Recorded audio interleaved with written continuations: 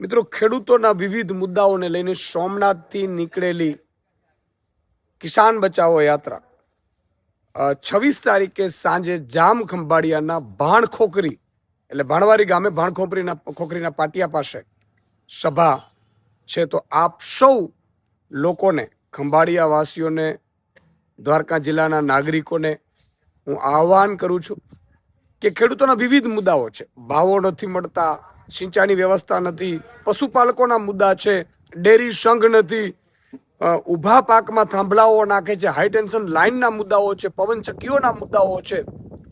આ વિવિધ જેટલા પણ મુદ્દાઓ છે, એપીએમસીમાં કડદા થાય છે, આ તમામ મુદ્દાઓને લઈને હું પણ આવી રહ્યો છું સભાને સંબોધવા.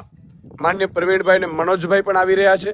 તો આપ સૌને મારી વિનંતી છે કે આપણે ભાણખોખરી જે પાટિયા પાસે જે સભાનું આયોજન છે 26 તારીખે 26/2/2026 સાંજે 6 કલાકે આપ સૌને હું પધારવા આમંત્રણ પાઠવું છું.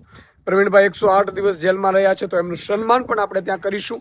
આપ સૌ ઉપસ્થિત રહો મોટી સંખ્યામાં, એવી હું આપને આહ્વાન કરું છું.